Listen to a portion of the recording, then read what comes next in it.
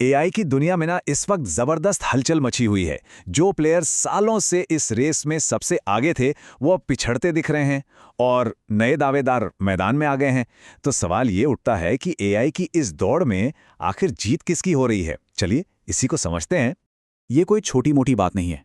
जब कोई company code red का ऐलान करती है ना, तो इसका सीधा मतलब है कि अब सब कुछ दांव पर लग चुका है। और सैम ऑल्टमैन ने अभी अभी ओपन एआई में यही किया है। ऐसा तब होता है जब कोई कंपनी अपनी सारी ताकत, सारा ध्यान बस एक ही लक्ष्य पर लगा देती है, क्योंकि खतरा बहुत बहुत बड़ा होता है। और खतरा असल में कितना बड़ा है, जरा इस नंबर को देखिए, 600 अरब डॉलर। ये स्टॉक मार्केट के इतिहास में किसी एक कंपनी को एक दिन में हुआ सबसे बड़ा नुकसान है। और ये नुकसान हुआ एनवीडिया को, जो एआई चिप्स की दुनिया की बेताज बादशाह है। क्यों? क्योंकि एक नए एआई कॉम्पिटिटर ने एक ऐसा मॉडल लॉन्च कर दिया जिसने पूरे बाजार को हिलाकर रख दिया और ये साबित कर दिया कि एआई की दौड़ अब सिर्फ कुछ गिनी चुनी कंपनियों के बीच नहीं रही।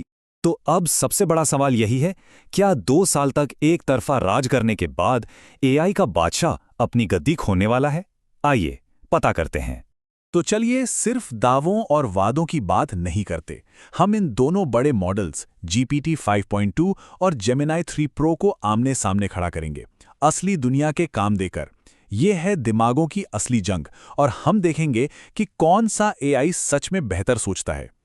पहला टेस्ट, एक नए स्टार्टअप के लिए एक बिजनेस मॉडल कैनवस तैयार करना।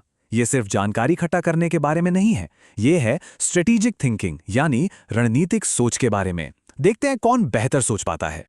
और नतीजा सच में चौंकाने वाला था। देखिए, GPT 5.2 ने एक MBA की टेक्स्ट बुक से उठाया हुआ टेम्पलेट दे दिया। ठीक ठाक था, काम चलाऊं। लेकिन Gemini 3 Pro, उसने एक असली फाउंडर की तरह सोचा। उसने एक ऐसी चीज पकड़ी जो बहुत बहुत जरूरी थी, एक स्ट्रेटेजिक वार्निंग, ट्रेडमार्क कॉन्फ्लिक्ट। मतलब उसने ये बता दिया कि भाई, जो स्टार्टअप का नाम सोच रहे हो ना, वो तो पहले से ही किसी और का हो सकता है। ये एक ऐसी गलती है जो किसी भी नए स्टार्टअप को शुरू होने से पहले ही खत्म कर सकती है।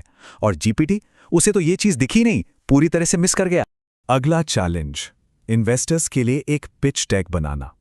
अब यहां पर क्रिएटिविटी और विजुअल स्टोरी टेलिंग का असली टेस्ट होगा। यहां तो सच कहूं कोई मुकाबला ही नहीं था।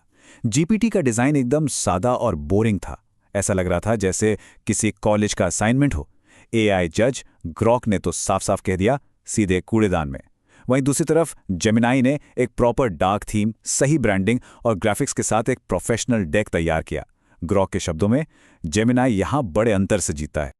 और अब आखिरी आमना सामना, कोल्ड ईमेल लिखना। क्या ये एआई एक इंसान की तरह बात कर सकते हैं? क्या वो अपनी बात मनवा सकते हैं? चलिए देखते हैं। और यहां भी फर्क एकदम साफ है। जीपीटी ने शुरू किया, मुझे उम्मीद है कि आप ठीक होंगे, जो हर स्पैम ईमेल की पहली लाइन लगती है। लेकिन जेमिनी ने लिखा, मैं इसे छोटा रखूंगा। ये एक असली इंसान की तरह लगता है, जो सामने वाले के वक्त की कदर करता है। तो नतीजा क्या है? जेमिनी के ईमेल पर जवाब मिलने के चांस कहीं कहीं ज्यादा हैं।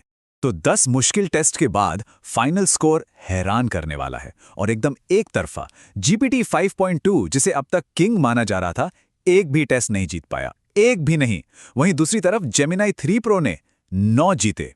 एक टेस्ट टाइरा, जहां दोनों ही फेल हो गए। तो इन प्रैक्टिकल कामों में जेमिनाई ने जीपीटी को पूरी तरह से धो डाला है। तो ये तो साफ हो गया कि मॉडल्स की लड़ाई में एक नया चैंपियन आ गया है। लेकिन ये लड़ाई सिर्फ चैटबॉट से कहीं ज्यादा बड़ी है। एआई की असली दौड़ अब नए मैदानों में लड़ी जा रही है, जहां सिर्फ कुछ ही कंपनियां टिक पाएंगी। इसे कहते हैं फुल एआई स्टैक। इसे एक मल्टी स्टोरी बिल्डिंग की तरह समझिए। सबसे नीचे हैं चिप्स, फिर हार्डवेयर, फिर क्लाउड, ब्राउज़र और सबसे ऊपर एआई मॉडल्स। गूगल जैसी बस कुछ ही कंपनियां हैं जो हर फ्लोर पर मौजूद हैं, और यही उन्हें एक ज़बरदस्त एडवांटेज देता है। ये लड़ाई सिर्फ एक मॉडल की नहीं है, ये पूरे इकोसिस्टम की लड़ाई है। और इस एआई स्टैक के हार्डवेयर वाले फ्लोर पर एक क्रांति हो रही है, ह्यूमनॉइड रोबोटिक्स। जरा देखिए कि तरक्की कितनी तेजी से हो रही है। सिर्फ 2.5 साल पहले टेस्ला का ऑप्टिमस एक सूट पहने हुए इंसान था। आज फिगर एआई के रोबोट्स BMW की फैक्ट्रियों में असल काम कर रहे हैं, और चीन की यूनिट्री कंपनी सिर्फ $16,000 में ऐसे रोबोट बना रही हैं जो कार फैक्ट्रियों में काम कर रहे हैं। और ये कोई छोटा मोटा एक्सपेरिमेंट नहीं है। अनुमान है कि 2033 तक ह्यूमनॉइड रोबोट का मार्केट $113 अरब का हो जाएगा। ये एक बहुत बड़ा आर्थिक बदलाव है जो हमारी आंखों के ठीक सामने हो रहा है। तो इस सब का मतलब क्या है? इस नई दुनिया में आगे रहने के लिए 2026 तक कौन से टूल्स इस्तेमाल करने चाहिए? चलिए, नॉलेज वर्कर्स के लिए जो सबसे ज़रूरी टूल किट है, उस पर एक नज़र डालते हैं। कोडिंग की बात करें तो प्रोफेशनल डेवलपर्स के लिए नंबर 1 पर है कर्सर। ये एक आईडीई है, मतलब वो जगह जहां डेवलपर्स अपना कोड लिखते हैं। अगर कोई टर्मिनल या कमांड लाइन में काम करता है तो क्लॉड कोड सबसे बेस्ट है। और जो लोग डेवलपर नहीं हैं, उनके लिए लवेबल या बोल्ट सबसे अच्छे नो कोड एआई बिल्डर्स हैं। अब आते हैं जनरल असिस्टेंट्स पर। देखिए, गहरी और बारीक लिखाई या कॉम्प्लेक्स रीजनिंग के लिए क्लॉड सबसे अच्छा है। चैट जीपीटी अपने इकोसिस्टम की वजह से सबसे वर्सेटाइल है। और अगर कोई गूगल के इकोसिस्टम में है तो जेमिनाई सबसे पावरफुल है, खासकर अब जब वो बेंचमार्क्स पर GPT-5 को भी पीछे छोड़ रहा है। और यहाँ एक सरप्राइज पिक है जिसके बारे में ज़्यादा लोग बात नहीं कर रहे हैं, क्लॉड कंप्यूटर यूज़। ये एक ऐसा एआई है जो आपके कंप्यूटर का माउस, कीबोर्ड और एप्लीकेशंस सब कुछ कंट्रोल कर सकता है। मतलब ये सिर्फ सवालों के जवाब नहीं देता, ये असल में आपके लिए काम कर सकता है। ये एक एआई असिस्टेंट और एक असली एआई एजेंट के बीच का ब्रिज है, और ये सच में गेम चेंजर होने वाला है। लेकिन इन सारे टूल्स और टेक्नोलॉजी के बीच सबसे ज़रूरी बात यह है कि जीतने की असली स्ट्रैटेजी टूल में नहीं, बल्कि उसे इस्तेमाल करने वाले में है। एआई के इस दौर में असली बढ़त टेक्नोलॉजी से नहीं, बल्कि इंसानी स्किल से मिलेगी। इस फर्क को समझिए, पुरानी स्किल बनाम नई स्किल। प्रॉम्प्ट इंजीनियरिंग एक म्यूजिकल इंस्ट्रूमेंट बजाने जैसा है।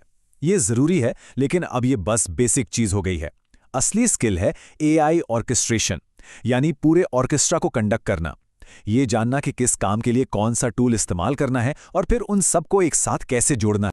तो भविष्य में आगे रहने के लिए इन 3 स्किल्स पर फोकस करना होगा। पहला, एआई ऑर्केस्ट्रेशन, यानी ये जानना कि कौन सा टूल किस काम के लिए बेस्ट है। दूसरा, सिस्टम्स थिंकिंग, यानी बड़ी पिक्चर देखना और ये समझना कि कौन सी प्रॉब्लम्स असल में सॉल्व करने लायक हैं।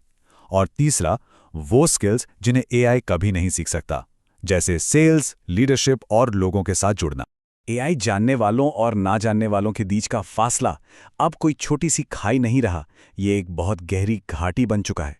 ये बदलाव तो आ रहा है, चाहे हम तैयार हों या ना हो।